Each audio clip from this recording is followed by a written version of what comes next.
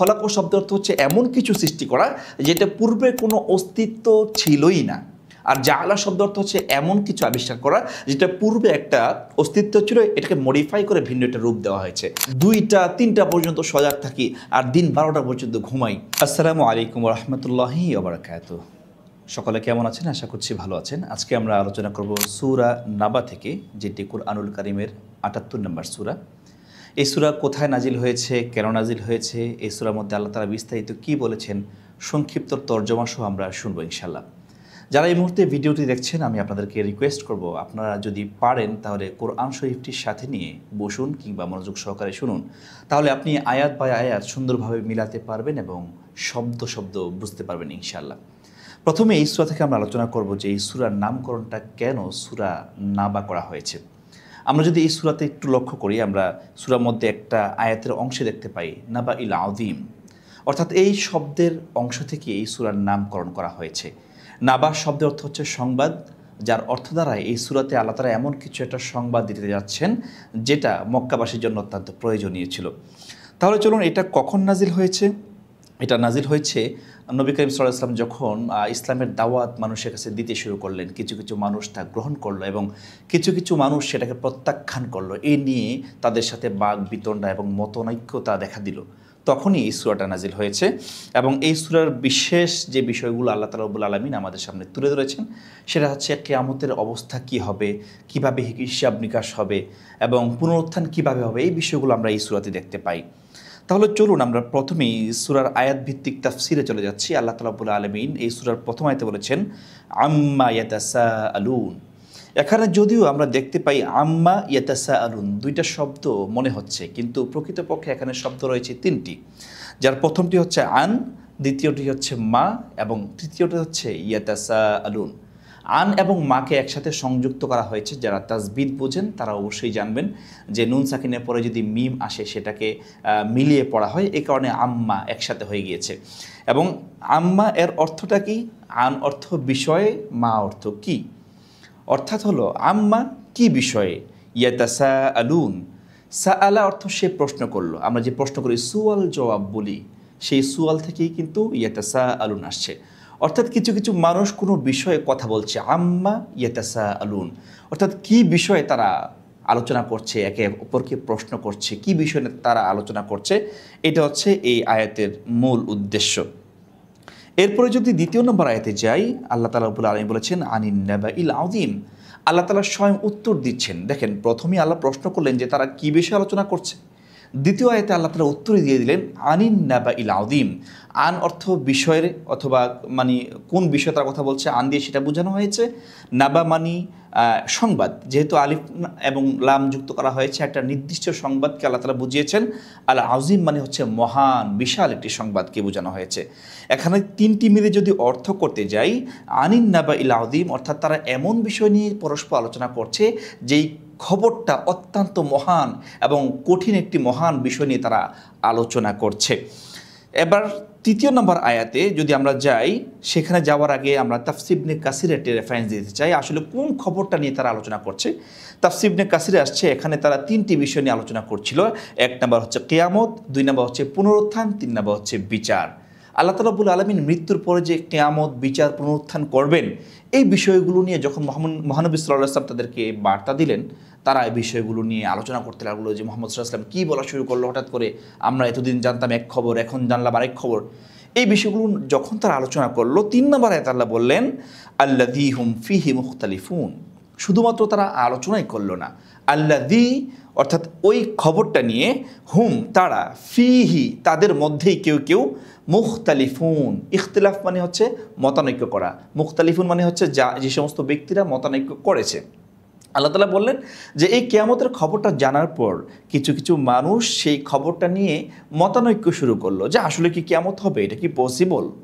এত দুনিয়ার মানুষকে আল্লাহ তাআলা সৃষ্টি করেছেন, আবার ধ্বংস করবেন, আবার উঠাবেন, আবার জীবন দিবেন, হাউ ইটস পসিবল? তারা এটা সবসময় নিজেদের মধ্যে আলোচনা করতে লাগলো এবং কেউ অস্বীকার করতে লাগলো যে এটা টোটালি ইম্পসিবল, এটা কিভাবে সম্ভব হতে পারে। এখানে তাদের কাছে আসলে অনেকের কাছে মনে হয় যে আল্লাহ তাআলা কীভাবে এটাকে সৃষ্টি করবেন আবার নতুন করে। আমরা যদি সূরা লুকমানের 28 নম্বর আয়াতে দেখি, আল্লাহ তাআলা রব্বুল আলামিন বলেছেন মা খলকুকুম ওয়ালা বা'থুকুম ইল্লা কানাফসিন ওয়াহিদা। অর্থাৎ মানুষকে সৃষ্টি করা, সমস্ত মানুষকে সৃষ্টি করা, আবার নতুন করে পুনরুত্থান করা আল্লাহর কাছে কোনো কঠিন বিষয় নয়, বরং ইল্লা কানাফসে ওয়াহিদা, একটা মানুষকে সৃষ্টি করার জন্য যত সময় দরকার সমস্ত মানুষকে সৃষ্টি করার জন্য এতটুকু সময় আল্লাহর জন্য যথেষ্ট। সুতরাং আল্লাহর বড়ত্ব, আল্লাহর কৃতিত্ব কারো সাথে যায় না। আমাদের কাছে জিনিসটা খুবই টাফ মনে হতে পারে, কিন্তু আল্লাহর কাছে এটা একদম সিম্পল ব্যাপার। আল্লাহ বলবেন হয়ে যাও, হয়ে যাবে। এটা হচ্ছে তাদের বিষয়। এখন 3 নম্বর আয়াতে আমরা জানলাম যে তারা একটা বিষয় অস্বীকার করেছে এবং পরস্পর মতানৈক্য করেছে এবং তারা বলছে এটা হবে না। 4 নম্বর আয়াতে কাল্লা সায়ালামুন, কাল্লা শব্দের অর্থ হচ্ছে কখনোই নয়। এখানে যদি আমি একটু ব্যাখ্যা করি, এই কাল্লা শব্দটি কেমন কখনোই নয়? কাল্লা শব্দের অর্থ কখনোই নয় এমনভাবে যে পূর্ববর্তী কোনো বাক্যকে যখন অস্বীকার করা হয় এবং সেই বাক্যটা যখন মিথ্যা হয়, সেই মিথ্যাকে আল্লাহ তাআলা রাব্বুল আলামিন অস্বীকার করে সত্য কথাটা বলে দেওয়ার আগে কাল্লা ব্যবহার করা হয়। আমরা যদি একইভাবে সূরা হুমাযাতে দেখি, আল্লাহ তাআলা রাব্বুল আলামিন বলেছেন ইয়াহসাবু আন্নামা লাহু আখলাদা, কিছু কিছু মানুষ মনে করে তাদের সম্পদগুলো চিরস্থায়ী হবে, যেগুলোর কারণে সে অনেক দিন বেঁচে থাকতে পারবে। আল্লাহ বলেন কাল্লা লা ইউমবাদান্না ফিল হুতামা, অর্থাৎ কখনোই নয়, তাদের সেই সম্পদ কোনো কাজেই লাগবে না, বরং তারা হুতামায় নিক্ষিপ্ত হবে। এখানে কাল্লা শব্দ অর্থ দিয়ে আমরা বুঝতে পারলাম পূর্বের যে ধারণা করা হয় সেটাকে পরিপূর্ণভাবে প্রত্যাখ্যান করে নতুন একটি সত্য বিষয়ের অবতারণা করা হয়। একইভাবে আল্লাহ তাআলা রাব্বুল আলামিন বলেন কাল্লা সায়ালামুন, সূরা নাবার 4 নম্বর আয়াত, যার অর্থ হচ্ছে তারা যে ইখতিলাফ করছে যে কিয়ামত হবে কি হবে না, পুনরুত্থান হবে কি হবে না, তাদের এই ধারণাগুলো একেবারেই ভ্রান্ত। এটাই সত্য যে কাল্লা, এটা কখনোই তাদের ধারণা বাস্তবায়ন হবে না। কিয়ামত হবে, সায়ালামুন, অচিরেই তারা জানতে পারবে। এই প্রথমে ইয়ালামুন শব্দের আগে সিন শব্দটাকে আমরা ইংরেজিতে যদি বুঝাই, আমরা কামিং সুন বলি না, যে খুব অচিরে এটা হবে, এই সিনটাকে বলা হয় কামিং সুনের মতো, অর্থাৎ তারা অচিরেই জানতে পারবে যে কিয়ামত আসলেই হবে। এবং পরবর্তী আয়াতে আল্লাহ তাআলা রাব্বুল আলামিন বলেছেন সুম্মা কাল্লা সায়ালামুন, আবার রিমাইন্ডার দিলেন সুম্মা, আবারও তোমরা জেনে নাও কাল্লা সায়ালামুন, তারা অচিরেই কিয়ামতের ব্যাপারে জানতে পারবে। সুতরাং এটা অবশ্যম্ভাবী বিষয়, এটাকে এড়িয়ে চলার কোনো সুযোগ নেই। এরপরে আল্লাহ তাআলা রাব্বুল আলামিন প্রেক্ষাপট পরিবর্তন করলেন। আল্লাহ তাআলা বুঝালেন যে আমি তোমাদেরকে শুধু পুনরুত্থান করতে পারবো না, দেখো আমি তোমাদেরকে কি দিয়েছি, একটু তোমরা মিলিয়ে দেখো। আল্লাহ তাআলা রাব্বুল আলামিন পরে এতে বলেছেন আলাম নাজআলিল আরদা মিহাদা, আলাম নাজআল, আমি কি বানাইনি, আরদ মানে পৃথিবীটাকে, মিহাদা এটাকে বিছানা মতো বলা হয় বা সমতল বলা হয় বা বিস্তীর্ণ বলা হয়, কয়েকটি অর্থে এখানে ধরা যায়। এখানে একটু আমরা শাব্দিক বিশ্লেষণ করি। আলাম অর্থাৎ আল্লাহ তাআলা প্রশ্ন করছেন, নাজআল বানাইনি, আমি কি বানাইনি। এই বানানো আরবিতে শব্দ দুইটা হয়, একটা হচ্ছে খলাক আর একটা হচ্ছে জাআলা। এখানে আল্লাহ তাআলা জাআলা শব্দ ইউজ করলেন, আলাম নাজআল, যেটা জাআলা থেকে আসছে। দুইটার অর্থই কিন্তু আমি সৃষ্টি করেছি। কিন্তু আশ্চর্যের বিষয় হচ্ছে আল্লাহ তাআলা রাব্বুল আলামিন কোরআনে কোথাও কোথাও খলাক বলেছেন, কোথাও জাআলা বলেছেন। আমরা এখানে যদি ইংলিশে একটু জানি, একটা হচ্ছে ইনভেনশন আর একটা হচ্ছে ডিসকভার। দুইটার অর্থ কিন্তু দুই রকম, দুইটা অর্থ সৃষ্টি করা, আবিষ্কার করা। এখানে আমি বলে রাখি খলাক শব্দের অর্থ হচ্ছে এমন কিছু সৃষ্টি করা যেটা পূর্বে কোনো অস্তিত্ব ছিলই না। আর জাআলা শব্দ অর্থ হচ্ছে এমন কিছু আবিষ্কার করা যেটা পূর্বে একটা অস্তিত্ব ছিল, এটাকে মডিফাই করে ভিন্ন একটা রূপ দেওয়া হয়েছে। আল্লাহ বলেন আলাম নাজআল, আমি বানিয়েছি, অর্থাৎ এই পৃথিবীটা আমরা যে জমিটা দেখতে পাচ্ছি এটা মিহাদা অর্থাৎ সমতল আকারে বিস্তীর্ণ আকারে ছিল না। নাজআল আল্লাহ বানিয়েছেন এমন আকৃতি থেকে যে আকৃতি পূর্বে ছিল না, মানে এটা অস্তিত্ব ছিল কিন্তু আকৃতি এমন ছিল না। আমরা যদি পৃথিবীর এই সূর্যলগ্ন থেকে পৃথিবীর অবস্থান যাচাই করি এবং এইটা যদি ভূতত্ত্ববিদ যারা আছে তাদের যদি কোনো আমরা আর্টিকেল পড়ি, তাহলে কিন্তু বুঝতে পারি এই পৃথিবীর মাটি এমন ছিল না, উত্তপ্ত গরম ছিল। এবং এটা আস্তে আস্তে যখন আল্লাহ তাআলা বিস্তৃত করলেন, আস্তে আস্তে ঠান্ডা হয়েছে, এটা পরিবর্তন হয়েছে, আস্তে আস্তে সমতল ভূমিতে পরিবর্তন হয়েছে। অর্থাৎ আল্লাহ তাআলা রাব্বুল আলামিন বললেন যে আমি তোমাদের জন্য এই পৃথিবীটাকে সুন্দর বিছানা মতো বিছিয়ে দিয়েছি। এর পরবর্তীতে আল্লাহ তাআলা রাব্বুল আলামিন বললেন ওয়াল জিবাল আওতাদা, ওয়ার্থ এবং জিবাল মানে পাহাড়, আওতাদা মানে হচ্ছে পেরেক স্বরূপ, যেটাকে গেঁথে দেওয়া হয়। যেমন আমি যে টেবিলে বসে আছি, এই টেবিলের সাথে নিচে যে 4টা পায়া রয়েছে, এগুলোকে কিন্তু কিছু দিয়ে গেড়ে দেওয়া হয়েছে এবং এই কারণে এটা স্টেবল আছে, তেমন নড়ছে না, কাঁপছে না বা পড়ে যাচ্ছে না, এটাকে বলা হয় আওতাদা। আল্লাহ তাআলা রাব্বুল আলামিন বললেন যে আমি জমিনের মাঝখানে কিছু কিছু পাহাড়গুলোকে গেড়ে দিয়েছি যাতে করে এটা কেঁপে না ওঠে এবং নড়ে চড়ে না যায়। আমরা যদি পৃথিবীর ইতিহাস জানি, আমাদের নিচে কিন্তু অনেক তরল পদার্থ আছে এবং সেইগুলোকে আপনি যদি স্টাডি করেন, আমাদের পাহাড়গুলো আমরা উপরে যেটুকু দেখতে পাই, নিচে কিন্তু তার থেকেও বেশি এটার অবস্থান রয়েছে। অর্থাৎ মাটিকে স্টেবল করে রাখার জন্য আল্লাহ পৃথিবীর জায়গায় জায়গায় এই পাহাড়কে স্থাপন করেছেন। 8 নম্বর আয়াতে আল্লাহ তাআলা রাব্বুল আলামিন বলেছেন ওয়া খালাকনাকুম আজওয়াজা, অর্থাৎ তিনি তোমাদেরকে জোড়ায় জোড়ায় সৃষ্টি করেছেন। এখানে একটু খেয়াল করেন, আল্লাহ তাআলা রাব্বুল আলামিন আগে জাআলা ইউজ করেছিলেন, এখন খলাকা ইউজ করছেন। অর্থাৎ মানুষ কিন্তু পরিবর্তিত হয়ে জন্মগ্রহণ করেনি। একটা বিষয় এখানে ইম্পর্টেন্ট, যারা বলে মানুষ বানর থেকে আসছে তাদেরকে আমি জবাব দিতে চাই, যদি মানুষ বানর থেকে আসতো তাহলে আল্লাহ তাআলা রাব্বুল আলামিন বলতেন ওয়া জাআলনা, আমি তাদেরকে বানিয়েছি, অর্থাৎ প্রসেস করে বানিয়েছি। কিন্তু আল্লাহ তাআলা খলাকনা বলছেন, অর্থাৎ তাদের পূর্ববর্তীতে কোনো অস্তিত্ব ছিল না, নতুন করে একটা অস্তিত্ব দান করলেন। যারা বলছে বানরের বংশধর এই সমস্ত বলার চেষ্টা করছে, তাদের কথা একেবারে ভিত্তিহীন। আল্লাহ তাআলা রাব্বুল আলামিন বললেন যে তোমাদেরকে আমি জোড়ায় জোড়ায় সৃষ্টি করেছি। এবং আমরা আরেকটি আয়াতে দেখেছি অবাস্তা মিনহুমা রিজালান কাসীরা ওয়া নিসা, আল্লাহ তাআলা রাব্বুল আলামিন বলেছেন সেই যে আদম আলাইহিস সালাম এবং হাওয়া আলাইহিস সালামকে একসাথে তৈরি করা হয়েছিল, সেখান থেকে আমি অসংখ্য নারী পুরুষ আমি ছড়িয়ে দিয়েছি বিশ্ব মাঝে। অর্থাৎ মানুষকে জোড়া জোড়ায় সৃষ্টি করা হয়েছে। এবং বৈজ্ঞানিক প্রসঙ্গ যদি আমরা দেখি, বায়োলজি এবং সেক্সুয়াল রিপোর্টেশন যেগুলো আমরা একটু খেয়াল করি, তাহলে দেখি যে মানুষের জোড়ায় জোড়ায় কিন্তু বিস্তৃত হয়েছে। এটা এটা এটা একটা প্রমাণিত বিষয়। এরপরে 9 নম্বর আয়াতে আল্লাহ তাআলা রাব্বুল আলামিন বললেন ওয়া জাআলনা নাওমাকুম সুবাতা, আল্লাহ তাআলা রাব্বুল আলামিন বলেন ওয়া জাআলনা, আমি বানিয়েছি নাওমাকুম সুবাতা, আমি তোমাদের ঘুমটাকে একটা আরামদায়ক হিসাবে বানিয়েছি।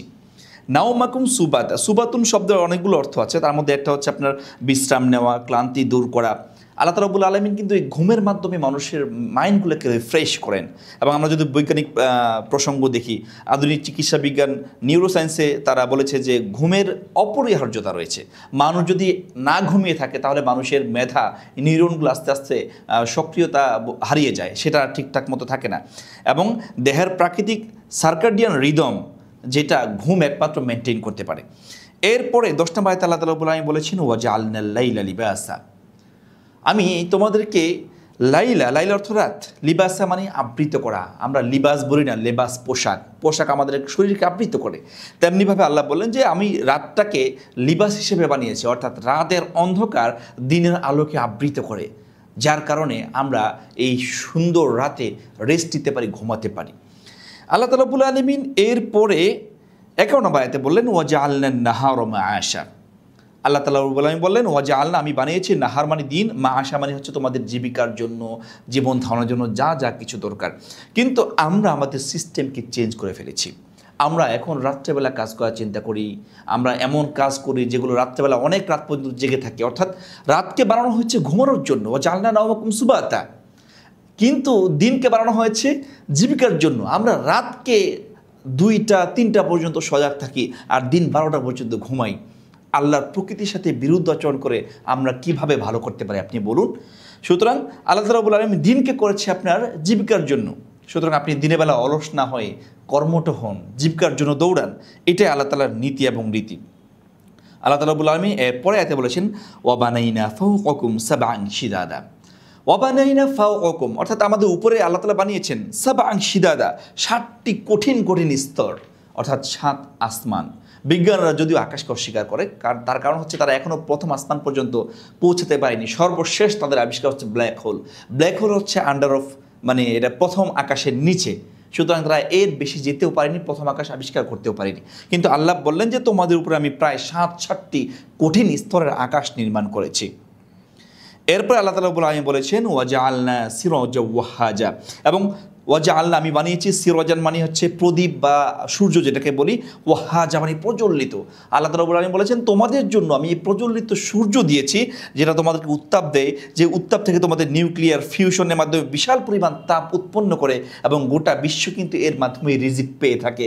গাছ এর মাধ্যমে খাদ্য গ্রহণ করে, এবং ওয়েদার প্যাটার্ন কিন্তু এর মাধ্যমে নিয়ন্ত্রণ হয়। এবং আল্লাহ তাআলা রাব্বুল আলামিন বললেন ওয়া আনজালনা মিনাল মুসিরাতি মাআন সাজ্জাজা, ওয়া আনজালনা মানে আমি নাজিল করি, মিনাল মুসিরাত, মুসিরাত মানে হচ্ছে চাপ দেওয়া, ধাক্কা দেওয়া। আমরা যদি বৃষ্টির ইতিহাস পড়ি, একটা মেঘ কিন্তু আরেকটা মেঘকে ধাক্কা দেয়, বজ্রপাত হয়, সেখান থেকে কিন্তু বৃষ্টি হয়। আল্লাহ তাআলা রাব্বুল আলামিন বলেন মুসিরাত, যখনই এটা চাপ দেয় মাআন সাজ্জাজা, তোমাদের জন্য অনবরত পানি পড়তে থাকে। এখানে যদি আপনি ওয়াটার সাইকেল পড়েন তাহলে দেখবেন যে আল্লাহ তাআলা চমৎকার এই বিশ্লেষণগুলো চমৎকারভাবে বিজ্ঞানের সাথে মিলে যায়। সুতরাং কোরআন হচ্ছে বিজ্ঞানসম্মত।